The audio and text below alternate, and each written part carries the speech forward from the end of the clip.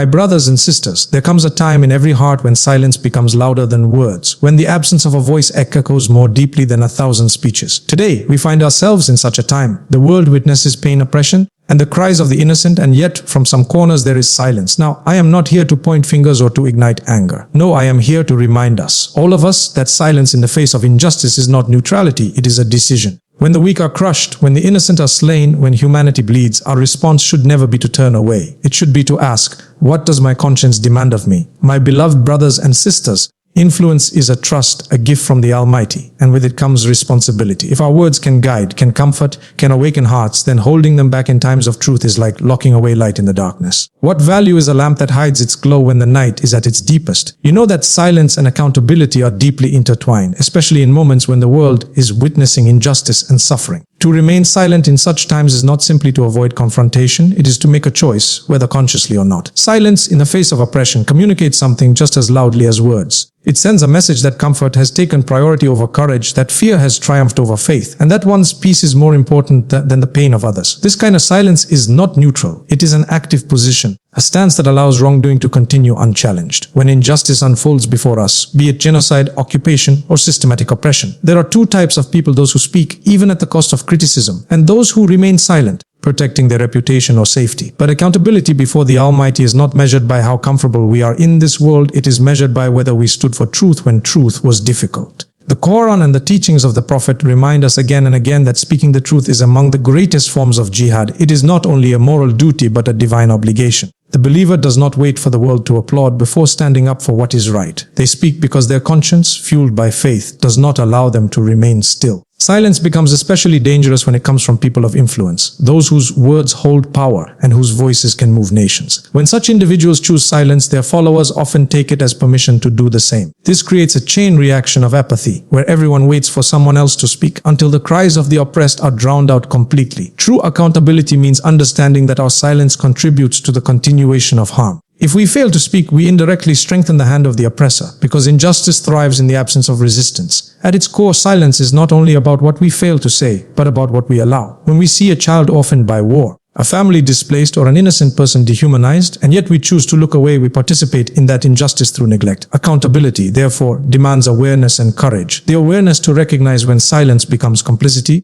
and the courage to break that silence even when our voices shake. The call to justice is not limited to those who suffer. It extends to those who witness suffering and choose to act. Introspection is one of the most powerful tools a believer possesses, for it allows the heart to measure itself against truth. When faced with moments of global suffering and injustice, it is easy to point fingers outward, to ask why others are not speaking, why leaders remain silent, why the influential do not act. Yet, true transformation begins when we turn that question inward and ask, what am I doing when my voice is needed most? This question pierces the veil of complacency and forces the soul to confront its own silence, its own hesitation, and its own comfort. Introspection calls us to look beyond appearances and examine the intentions and fears that keep us from standing for what is right. When one pauses for honest reflection, it becomes clear that silence is often not born from ignorance but from fear. Fear of losing acceptance, fear of backlash, fear of stepping into uncomfortable spaces. But faith was never meant to be comfortable. It was meant to challenge us, to lift us above fear, to remind us that the approval of the Creator far outweighs the praise or disapproval of people. To ask oneself what role they play in times of crisis is to awaken the conscience that may have been numbed by routine, distraction, or privilege. It is to recognize that every person, no matter how small their platform, has the ability to make a difference through words, actions, or prayer. Introspection also demands sincerity. It is not about guilt or public display. It is about aligning one's inner world with divine values. It asks, do I feel the pain of others as I would want them to feel mine? Do I remain silent because I believe my voice is insignificant, or because I fear it will cost me something? Such questioning humbles the heart and reignites empathy, the fuel of compassion. When we stop reflecting, we risk becoming desensitized, scrolling past images of suffering as though they were distant stories instead of human realities. The purpose of introspection is not to dwell in shame, but to awaken responsibility. Every act of oppression continues in part because too many people look inward and stop at guilt rather than moving toward action.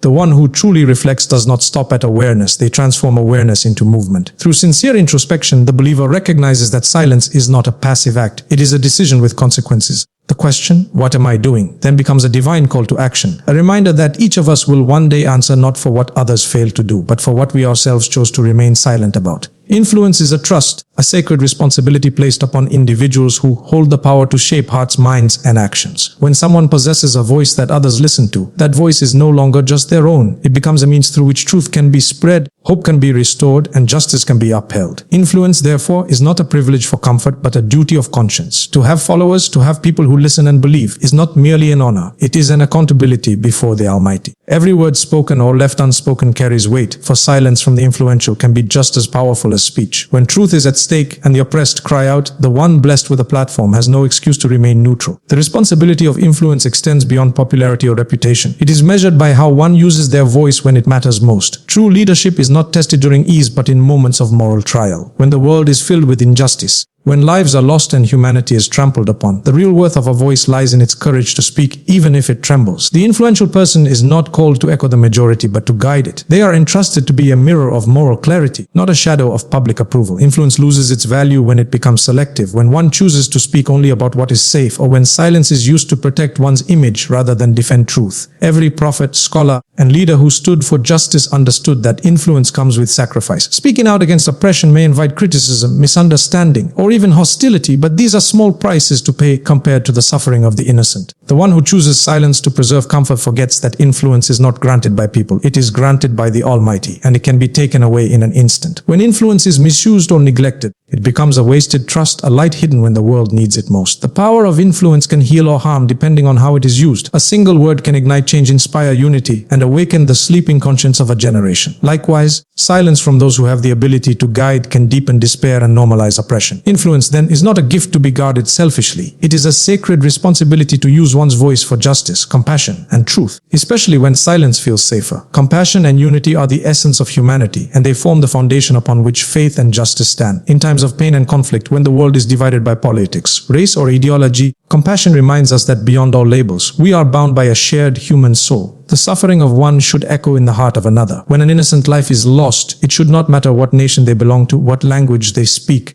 or what faith they follow. Compassion is the language of the heart, and unity is its expression in action. Together they form the moral compass that guides humanity when the world loses direction. True compassion does not stop at sympathy or emotion. It translates into empathy and action. It is easy to feel sorry for the oppressed, but far more difficult to feel their pain as if it were one's own. This kind of empathy is what pushes a believer to act, to speak, to help, to pray, to raise awareness. Compassion means seeing ourselves reflected in others, recognizing that their struggles mirror our potential fate, and that our silence could one day demand the same response we failed to give. The Prophet's teachings remind us that believers are like one body. When one part hurts, the entire body feels the pain. Yet today we see a world where one part bleeds while the rest continue to live in comfort, detached and unmoved. Unity amplifies compassion. When hearts come together for a just cause, the impact multiplies. A single voice may tremble, but a united chorus of conscience can shake the foundations of injustice. Unity does not mean uniformity. It means standing side by side despite differences, bound by shared principles of mercy, truth, and justice. In a world designed to divide by nationality, ideology, or privilege, unity becomes an act of resistance.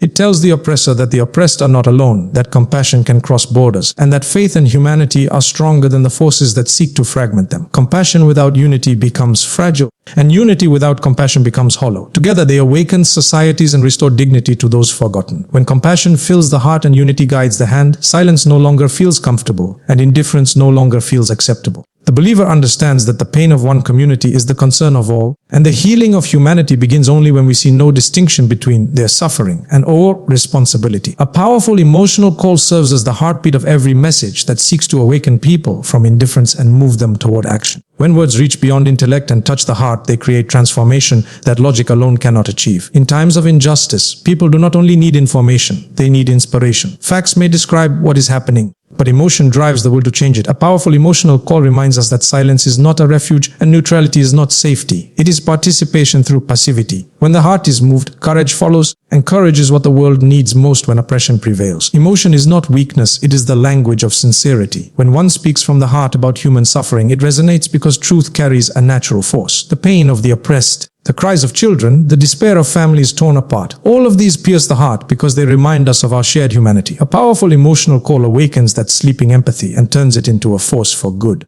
It calls upon the audience not merely to listen but to feel, not merely to feel but to act. It turns passive sympathy into moral urgency. The listener begins to understand that injustice anywhere is a wound upon the conscience of all, and that the weight of silence grows heavier with every life lost in vain. The purpose of an emotional call is not to manipulate feelings, but to align them with moral truth. It is to awaken the part of the human soul that refuses to accept cruelty as normal. When delivered with sincerity, such a message transcends differences of belief, culture, and background, uniting people under the shared banner of compassion and righteousness. It becomes a reminder that faith is not just about rituals or words, but about standing with the oppressed and being a voice for the voiceless. When hearts are stirred, barriers fall, and action becomes a natural response rather than a burden. A powerful emotional call also bridges the gap between awareness and accountability. Many people know what is happening in the world, but lack the conviction to act. Emotion bridges that gap by transforming awareness into moral obligation. It reminds every listener that their voice matters, their presence matters, and their silence carries weight. When a speaker's words strike the heart with sincerity and urgency, they leave the listener unable to return to comfort. It becomes impossible to stay unmoved once the heart has been awakened to the reality that compassion is not optional, and that to feel deeply is the first step towards standing firmly for truth.